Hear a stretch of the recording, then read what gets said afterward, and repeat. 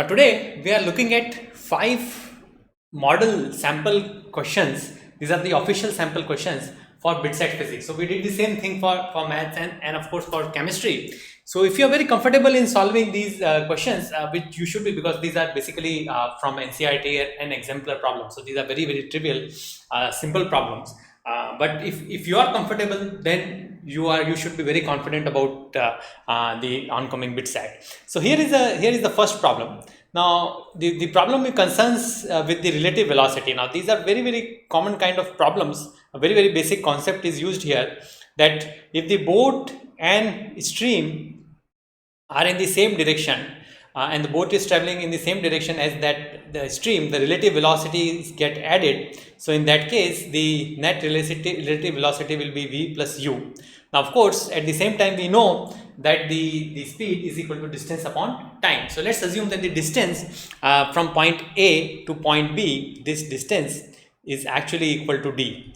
So time taken, so this is when we go downstream. Downstream means that they are traveling in the same direction. The boat and the stream are going in the same direction. That is what downstream means, that the boat is going in the direction of the river, in the direction of the stream.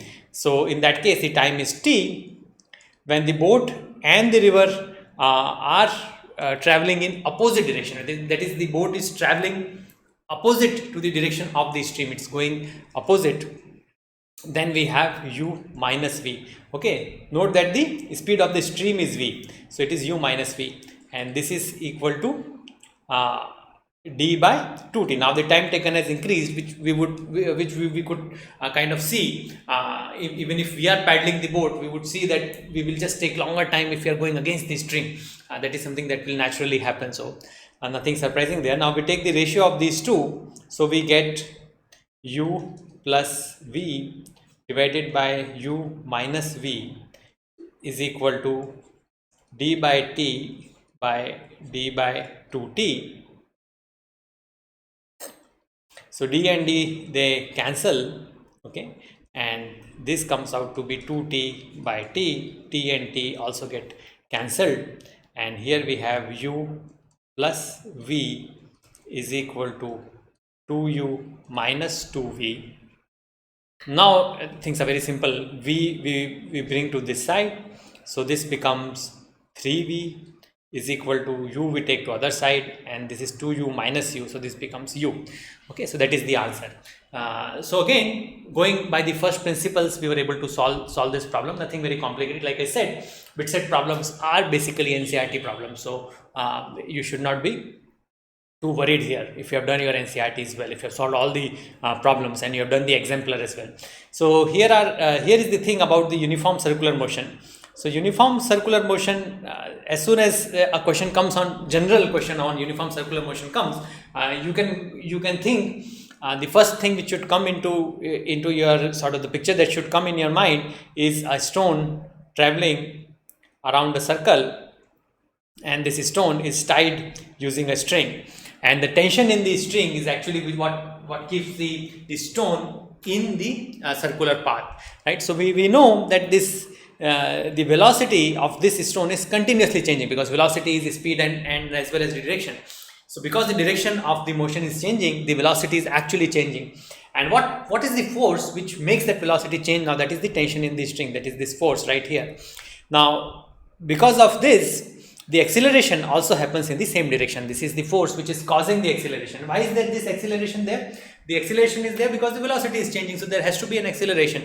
It is the change in the velocity that is the acceleration. Okay, so again, the concept which I tested here is that you should understand that acceleration is a vector quantity. You should understand that the velocity is the vector quantity, and because that vector is changing, velocity vector is changing, there has to be an acceleration involved. And the thing which changes here is actually not the magnitude of this acceleration vector, but its direction, because the direction of the force vector is continuously changing. So that is the basic concept which are being tested here. So that is what the acceleration is constant in magnitude. So the acceleration remains constant in magnitude, but not in direction. The direction actually changes as the particle or the stone moves around in the circular path. Okay, so again, very simple question from the first principles that can be solved. Now we have solved several such problems. So this even on this channel. So if you have been subscribed to this channel, this should come. You could think of not one but two but three or four ways of solving this problem in less than a minute. Okay, so this is what the problem is. It is saying that I have a square. Now this is square. On one of the diagonals the resistance is connected, and on the four sides also the resistance is connected. The value of this resistance is 1 ohm. Okay, now a potential difference is connected here. Sorry, this is also 1 ohm. This potential difference is 1 volt. Now this could have been 1 volt, this could have been 0.5 volt or 3.5 volt. It does not really matter.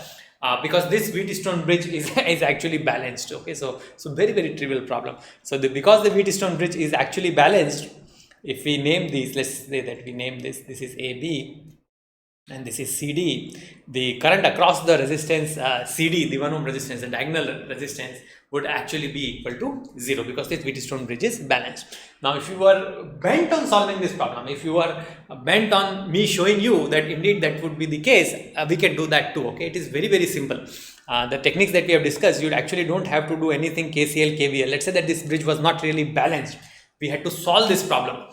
Okay, then what would we do? We would do the star delta transformation. That is something that we have already studied, we have looked at in this channel. Okay, and we can convert this particular delta. Okay, so these three are delta A, C, D. These resistances are connected in delta, so we can convert them to equivalent star configuration. That is all that is needed here. Now this star configuration resistance, you can look at the class here, but this resistance is, they would come out to be 1/3 ohm each. Okay, so once you do that conversion, you can check out that these indeed come out to be 1/3. But if you do this conversion, the equivalent network then becomes, this is the resistance right here. Okay, and then there is a resistance right here. Okay, these three resistances are gone. Instead they are replaced by these 1/3 ohm resistances, and then there is this 1 ohm resistance. This is 1/3 ohm, this is 1/3 ohm, and then again what I have here is another 1 ohm resistance, and these are connected in parallel with the so those two arms are connected in parallel, and these are connected across the battery. Okay, the voltage of the battery does not really matter. All we are trying to do here is I'm trying to calculate the equivalent resistance across these two paths. So let's see what the equivalent resistance comes out to be. So the equivalent resistance comes out to be 1/3 would come from here, plus these two parallel arms. Each of these parallel arms has how much resistance? They have a resistance of 1 plus 1/3, which is 4/3. Okay, so 4/3 ohm resistance here, 4/3 ohm resistance here, and these two 4/3 ohm resistances are connected in parallel. So again, very simple, nothing difficult. Okay, we can just solve it very simply. Now I'm showing you how to solve this problem without using Kirchhoff law, mind you. Okay, so this is 3/4 plus 3/4. This comes out to be 1/3. This will become 6/4. Okay, so I'm doing it in rough here. 6/4. This becomes 3, 2. So this becomes 1/3 plus 2/3. This becomes 1. Okay, so the equivalent resistance of this circuit is 1 ohm. Now equivalent resistance of this circuit is 1 ohm. What does that mean? It means that this resistance is not even there in the original circuit. This 1 ohm will become 2 ohm. This 1 ohm will become 2 ohm. Assume that this middle resistance is not even there. Then the equivalent resistance would come out to be 1 ohm. Okay, so in the original circuit, it seems that particular resistance, that 1 ohm resistance, is not even there. What does that mean? It means that no current is passing through that resistance, which means that this CD, the current across the CD arm, is actually equal to 0. Now this problem, like I said, is actually balanced Wheatstone bridge, so we will not solve this. But even if we had to solve it, we could have done it very easily by using the star delta transformation. The star delta transformation we have already understood in this channel. Okay, so look at the videos on the channel. It is important. It is it simplifies quite a bit of problems. So especially the unbalanced Wheatstone bridge problems. Now this is the Next question, again very simple basic question. What is it being asked here? So we have been given a ray of light which is going simply traveling, okay. It is going with a velocity of I0. The first thing it encounters is a polarizer. After this polarizer, of course, the beam of light would be polarized in a certain direction. We don't know what that is, okay. So we will get a certain intensity of light here. Let's just call it Ix, and then there is this polarizer is at a certain angle. We don't really have to worry about that, what exact angle is, but the important thing is there is a second polarizer, there is an analyzer, sorry, which we now encounter. Now the angle between this polarizer and this analyzer is actually equal to theta. Now we have been asked what should this theta be, so that the beam coming out of analyzer, or whatever the analyzer is analyzing, it encounters the intensity of light as 3 by 8 I0, okay. This is what it means. It means that after the beam goes to analyzer, the intensity of the light detected by that analyzer is 3 by 8 I0. That is what this question is saying. Originally we started with I0, then in the middle we had some Ix. We don't really know what that Ix is, and then when this Ix goes to analyzer, this is what it should be analyzing. This angle theta should be in such a way. The key formula here, there are actually two concepts involved. We will be coming up with the classes on these two concepts, okay. So do subscribe, because this is very scoring question. There are only two basic concepts in the case of polarizer question, and the polarization of light is very scoring topic, because there are two very simple concepts, and the question on this topic is very commonly asked, even in JEE as well as in BITSAT, and also in NEET, okay. So just learn these two concepts, okay. The first concept is that when an unpolarized light, so this is unpolarized, okay, unpolarized light passes through the polarizer, its intensity is reduced by half, okay. And we have derived this. How does this come along in a separate class? So this is the first thing. The Ix, our intensity after the polarization, is equal to 1 by 2 I0. The second thing which is there is that if the analyzer and the polarizer, the angle between them is theta, then the intensity of light detected by the analyzer, if the original intensity is, let's say, I0, then the intensity of light detected by the analyzer is equal to I0 square cos theta. So if so in this case, the light is coming as Ix, okay, and the angle between the two, polarizer and analyzer, is equal to theta, then the intensity of light which will be detected by the analyzer will be equal to Ix, which is my original, the intensity of original light, the polarized light, cos square theta, the angle between the analyzer and the polarizer, okay. So those are the two simple formulas, and we will derive those two formulas in separate classes, so that these things basically remain in our mind permanently, are embedded, very simple formulas, okay.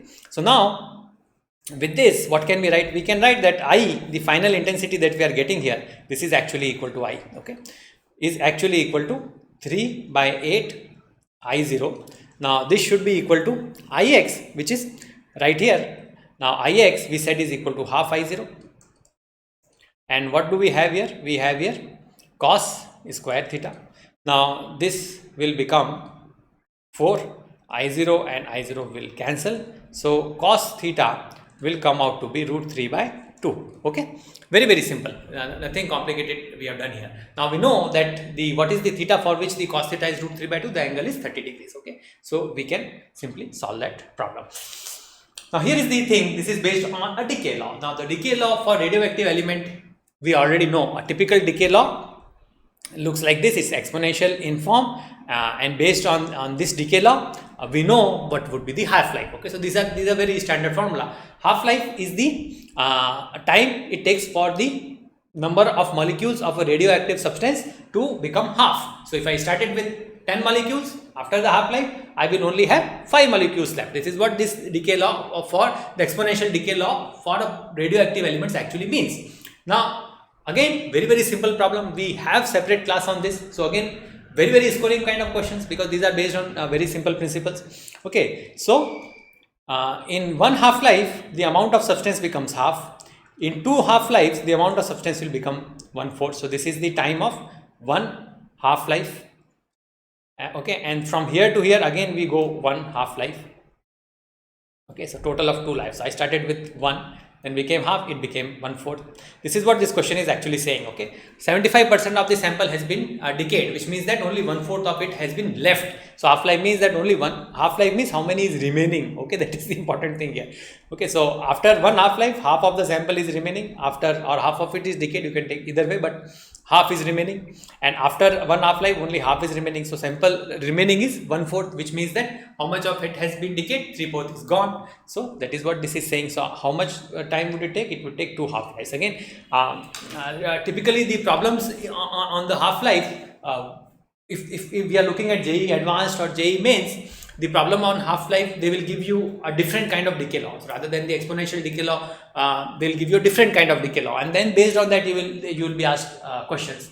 Okay, in the case of NEET, in the case of BITSAT, directly such questions will be directly asked. So definitely very important kind of problem, because they are very scoring. They will save you time if you are able to solve these questions. So hopefully this class was helpful. Now if you want to solve similar questions, then go on to doorsteptutor.com. Many problems are given. Just solving those problems will give you a lot of benefit. It will give you a lot of head start. You don't have to do anything else. Just solve these problems yourself. That is it. Okay, thank you very much.